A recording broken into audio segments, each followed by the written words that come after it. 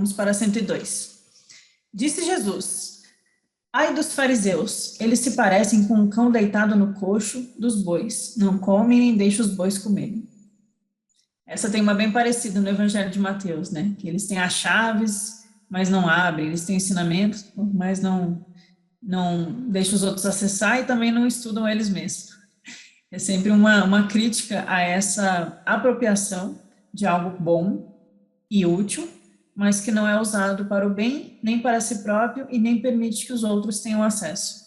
Então, com esse tipo de ênfase que Jesus dá agora, tanto no Novo Testamento quanto aqui no Evangelho de Tomé, a gente fica pensando, né, como devia estar sendo difícil para eles difundirem o ensinamento, como estava sendo difícil para Jesus ensinar ali naquela situação que ele estava vivendo. Eu fico pensando nisso. E é interessante que nessa sentença ele fala assim, ó, os cães estão deitados ali onde os bois vão comer, só que os cães, eles não deixam os bois se aproximarem, porque eles são usados para tocar o boi, né? Eles são usados para assustar, para afastar.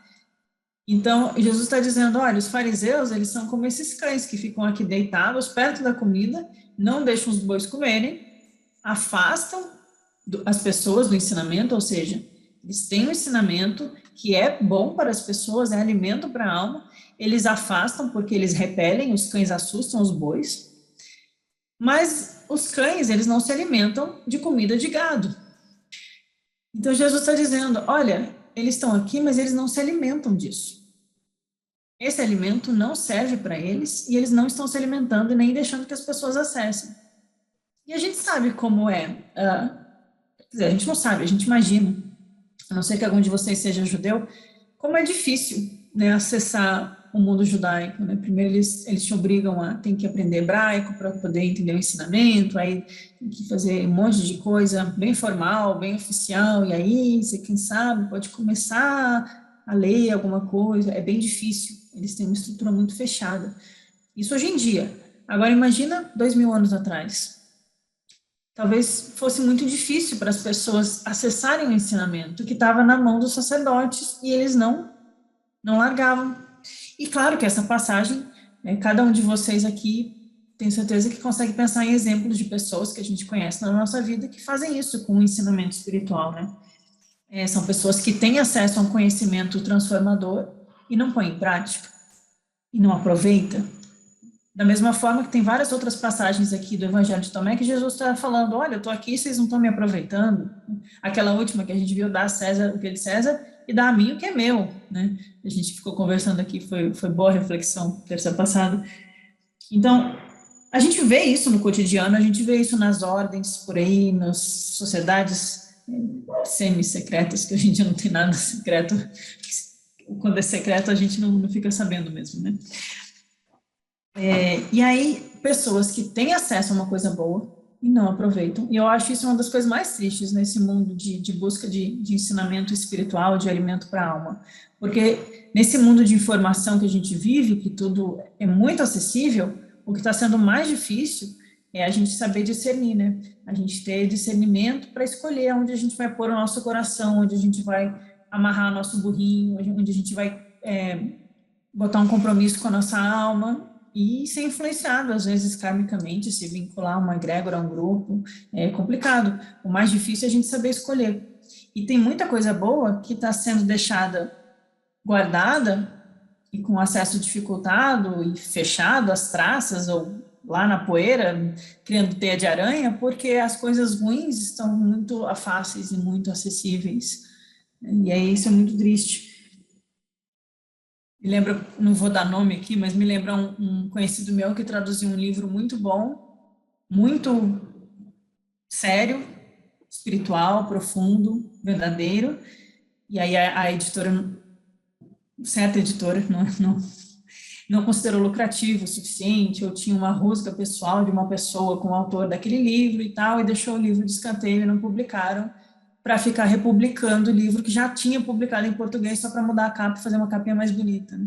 E é muito triste, porque teve uma pessoa que teve a intenção de traduzir uma coisa boa, trouxe para o português, podia inspirar alguém, mas por interesses de inveja, de ciúme, de briguinha pessoal de uma pessoa contra o grupinho da panelinha dele, contra a panelinha do outro e tal, não publicaram. Então, é um pouco isso, né?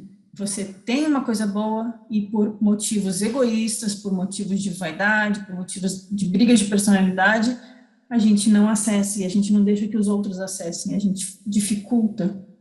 E aí, quando alguém tenta trazer, a gente reclama, e quando alguém tenta fazer, a gente diz que a pessoa tá fazendo demais, está atrapalhando a nossa vida. Isso acontece muito. Ou a gente fica só revendo aqueles livrinhos introdutórios e desestimula, como eu já vi em vários grupos por aí, desestimula as pessoas a buscarem aquilo que é mais original, que é mais profundo. A gente fala, não, isso é muito difícil. Talvez você já tenha ouvido com textos gnósticos, não, esses gnósticos é muito confuso, é muito difícil. Fica aqui lendo essa introdução.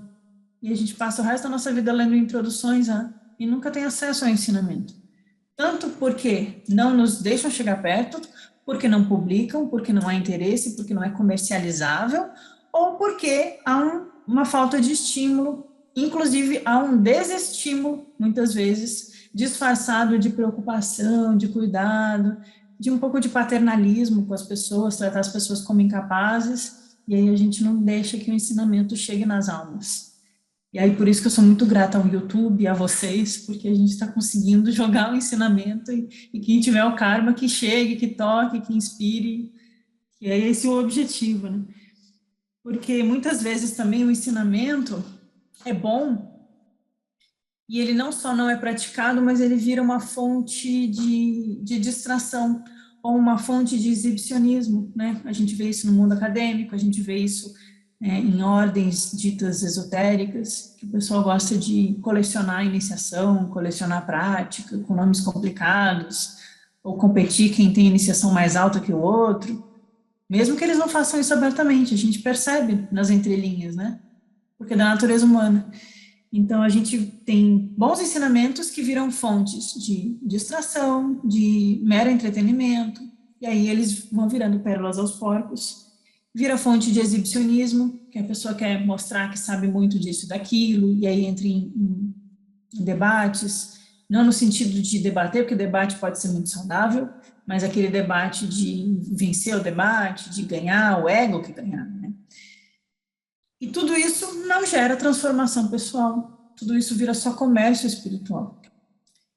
E é triste, né? Então, ai dos fariseus, e percebam que Jesus não está falando dos saduceus. Os saduceus são a ortodoxia na época, né? São os mais lá do Templo de Jerusalém. Jesus está falando dos fariseus, que já é uma dissidência do ortodoxo. E ele está dizendo, os fariseus têm um bom ensinamento. Por quê? Porque na origem, os fariseus tinham bons ensinamentos, mas as coisas, né, vão decaindo com o tempo, e aí eles ficaram com os bons ensinamentos, não usaram para autotransformação, não colocaram em prática, começaram a se exibir como temos o ensinamento e não vamos dar para vocês, e não permitiram que as pessoas chegassem nesse alimento espiritual. E por isso que Jesus, quando ele começa a ensinar abertamente coisas que eram mais reservadas, ou ensinar com outras palavras, ou né, fazer do jeito dele, como ele fez muito bem, ele incomodou muito, como a gente faz quando a gente começa a cansar dessa tutela da instituição sobre nós, que diz que não pode publicar, e quando a gente tenta fazer um bom trabalho, eles reclamam que está muito difícil, que as pessoas gostam de coisas mais light, mais para agradar, assim, eu quero sair daqui assim tranquila. Claro que a gente quer se sentir tranquilo, mas espiritualidade não é só para agradar a nossa vaidade pessoal e o nosso eguinho que precisa de conforto. Conforto a gente tem que buscar nas nossas relações pessoais, no amor que a gente dá e recebe das pessoas, né? Mas o ensinamento, ele não pode ser perdido. E Jesus demonstra muita preocupação com isso, quando ele fala das pérolas aos porcos, de dar aos cães o que é sagrado, que eles se voltam contra nós e nos mordem, né? E todas essas críticas que ele chama das hipocrisias dos fariseus, que tem o ensinamento e não dá acesso, que tem um espaço bom para uma palestra e não deixa ninguém usar, e dificulta, e cria intriga, e cria panelinha, e cria briga, né?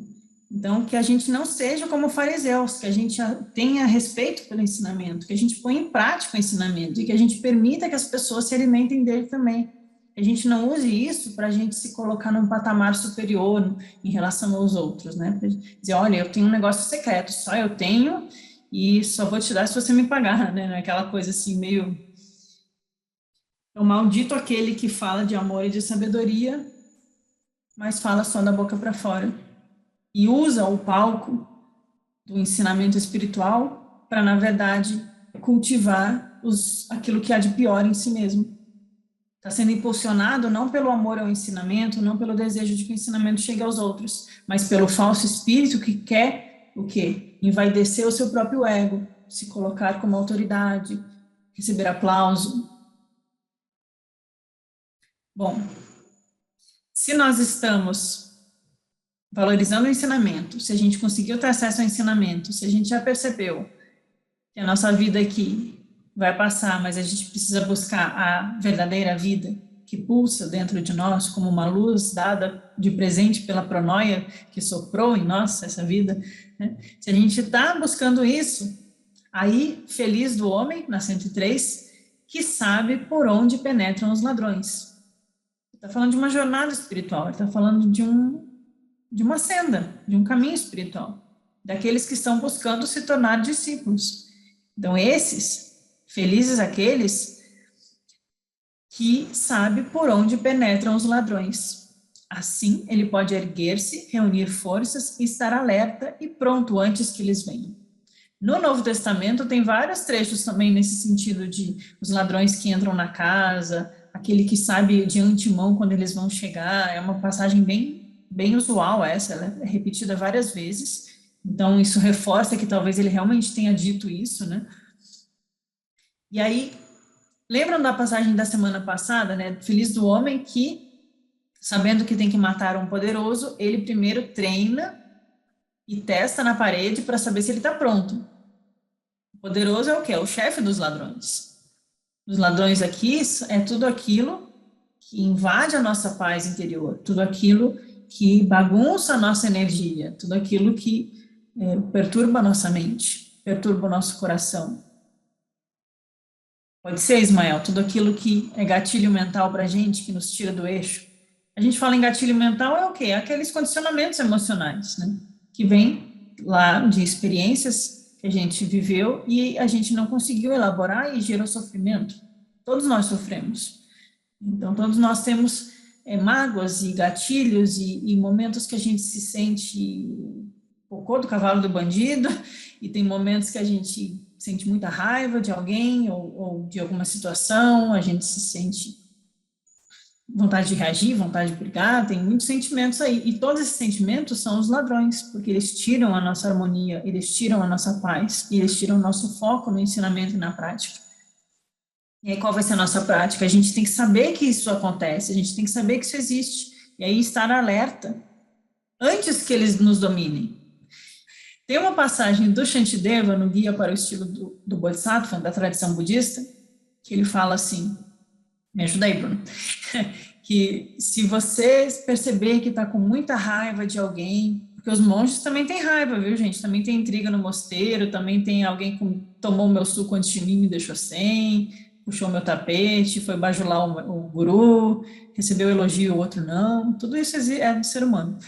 Então, se você está com muita raiva de alguém e você quer reagir, e você percebe que você vai perder a linha, que você vai se descontrolar emocionalmente, você faz o quê? Você fica ereto e duro como um tronco de madeira. Você se planta, aí ó, permaneça firme como um tronco de madeira. O Bruno traduziu esse texto, ele lembra mais literalmente. Você fica parado, não deixa essa energia da raiva te dominar. Não entra nessa onda. E aí a gente está alerta, a gente está atento antes que os ladrões nos roubem a paz. Porque um momento de raiva, diz a tradição budista, aquela briga feia que a gente tem, são 3 dias que a gente leva para se reerguer. E isso perturba a nossa prática espiritual. Então, não é no sentido de reprimir as nossas emoções, não é no sentido de não permitir perceber que tem um sentimento negativo surgindo e que a gente precisa expressar ele. Às vezes a gente precisa expressar um descontentamento ou dar um limite em alguém que está sendo abusivo com a gente precisa ser mais enérgico, ou a gente realmente está chateado com alguma coisa, porque a gente ainda não se iluminou e nosso ego ainda fica muito magoado, às vezes acontece. A questão é como você consegue expressar isso para não gerar mais perturbação, porque o karma é uma coisa dinâmica. E Jesus vai falar para a gente plantar bons frutos, né? Mas para a gente plantar bons frutos, a nossa semente tem que estar ativa, brilhando, a terra tem que estar fértil. Então, não é no sentido de reprimir as emoções negativas e nem de se auto-flagelar, não é gerar culpa, né?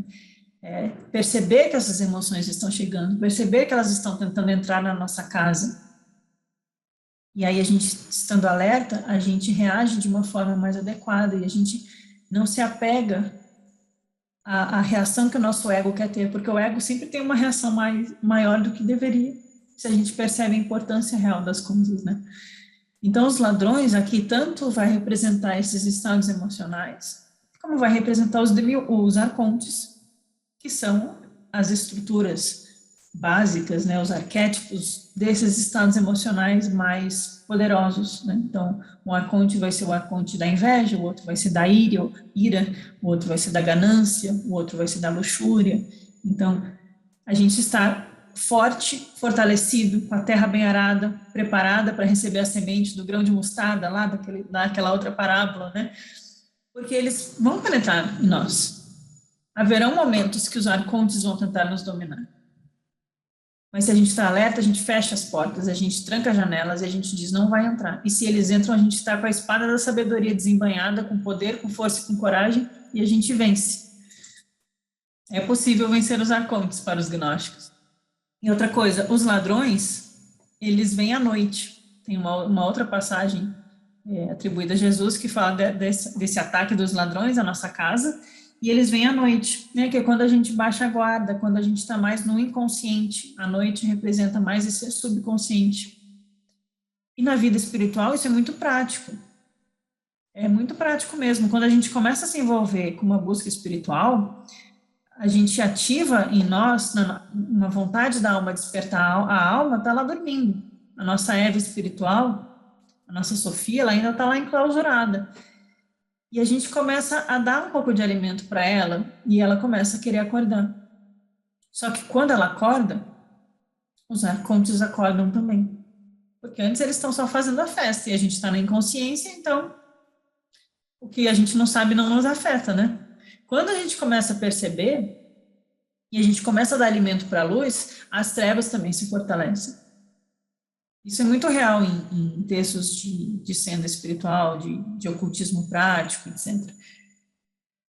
E é comum a gente observar nas biografias dos buscadores, nesses textos mais de vida prática espiritual, que essas tentações, né? Jesus foi ao deserto, teve as tentações, e os padres do deserto vão no deserto lutar contra os demônios, né? E que se representam essas paixões que nos tiram do trilho, né? Tudo isso vai refletir em situações da nossa vida. Então, vai ser aqueles momentos que a gente perde a noção, a gente perde o controle, vai ser aqueles momentos que a gente tem uma briga familiar, que a nossa casa está em desarmonia, que a gente está muito irritado e parece que não consegue voltar, parece que ou então está esquecido, a gente começa a ficar insonolento, indolente, vai deixando o trabalho espiritual para lá, a gente fica com preguiça de meditar, fica com preguiça da nossa prática, deixa para amanhã, daqui a pouco não está mais fazendo. Tudo isso também é a força dos ladrões invadindo a nossa alma e tentando atrapalhar a nossa prática. E muitas vezes isso vem de forma, quer dizer, na maioria das vezes isso vem de forma inconsciente. A gente imagina essas tentações de Jesus contra os demônios no deserto como se fosse algo muito real, muito concreto, às vezes em algumas descrições que eu já vi. Mas na verdade é inconsciente, a gente tem que ver como isso acontece na nossa vida, na nossa prática. E às vezes o que vai fazer a gente entender que o que está acontecendo vai ser um sonho. Porque o inconsciente vai falar por símbolos e vai te dizer, olha, você está se afogando aqui, estourou um cano na sua casa, entrou esgoto. Já tive um sonho assim, tinha estourado um cano e estava entrando esgoto na minha casa. Aí eu acordei atenta, que nos últimos dias o meu estado emocional estava terrível e eu estava fazendo mal para mim e para minha família. Aí eu, opa, tem que cuidar do meu esgoto. Aí a gente volta para si, a gente volta a ficar alerta, a gente reúne as nossas forças e a gente pega o rodo e limpa a casa. Então, Jesus está incentivando que nós conheçamos a nós mesmos. É sempre assim.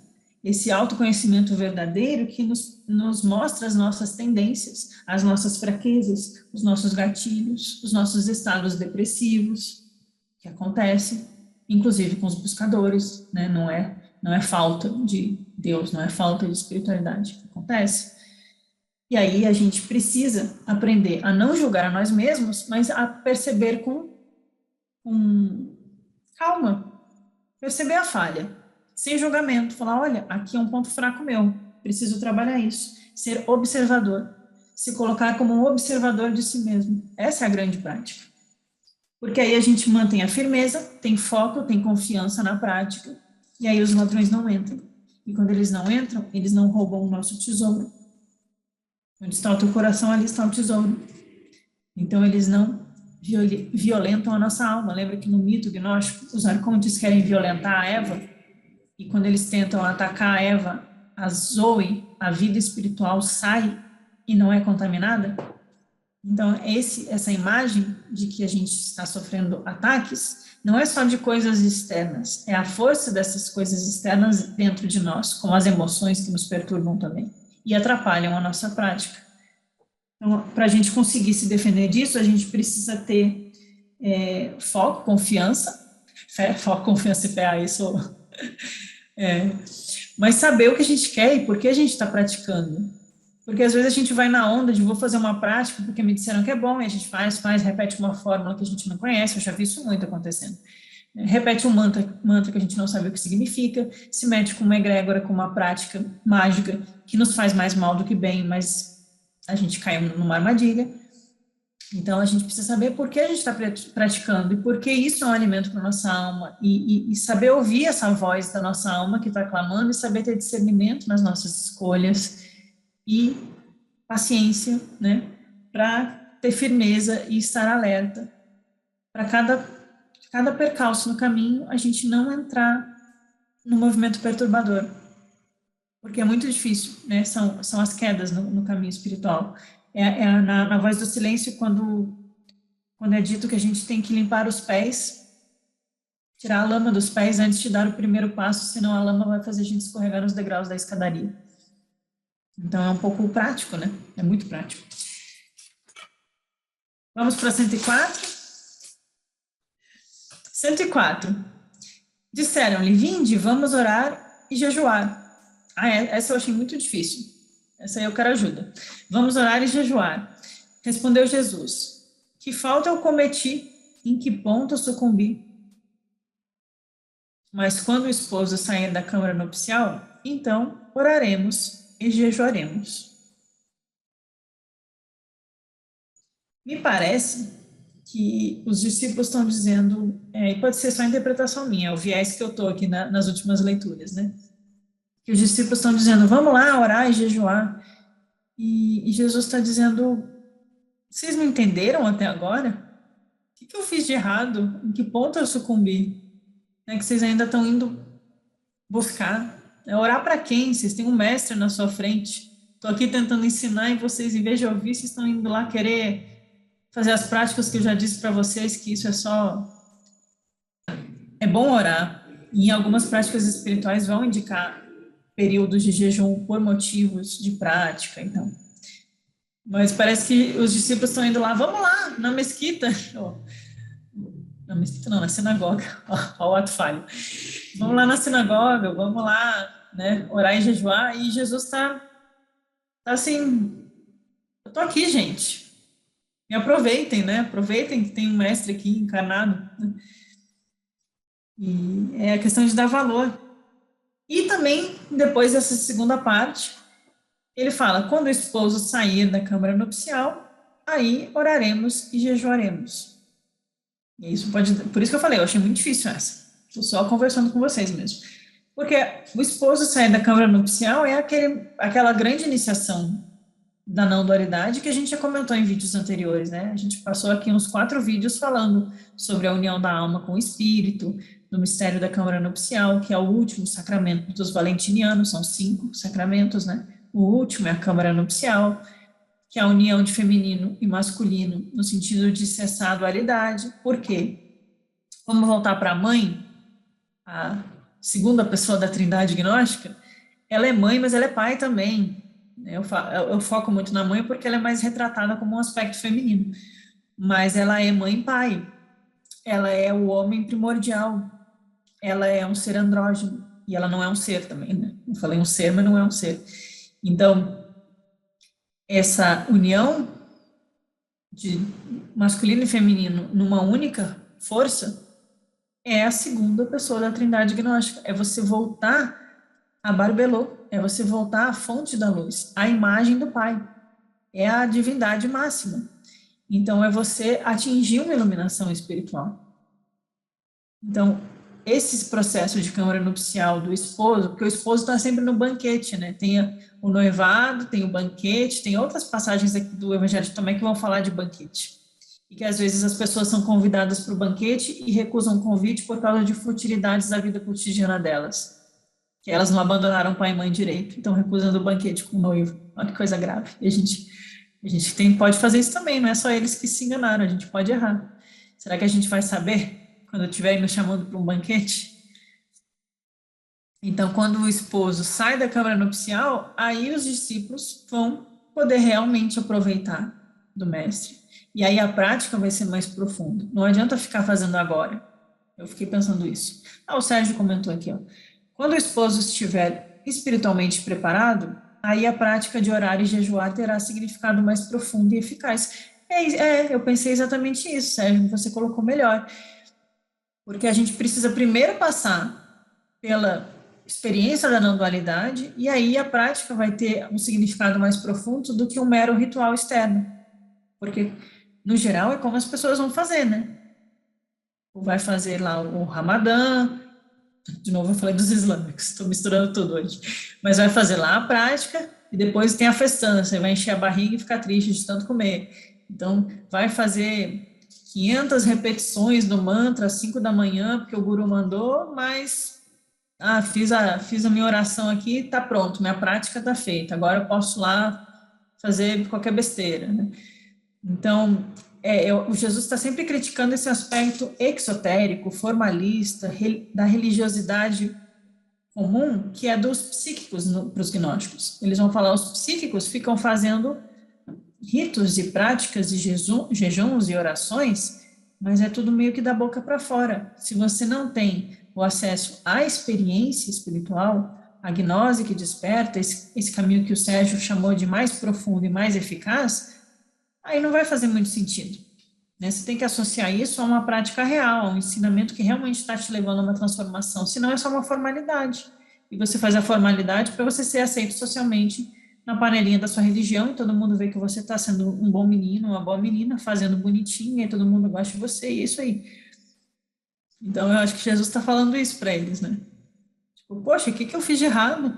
Estou aqui tentando ensinar e vocês estão aí falando em ir lá.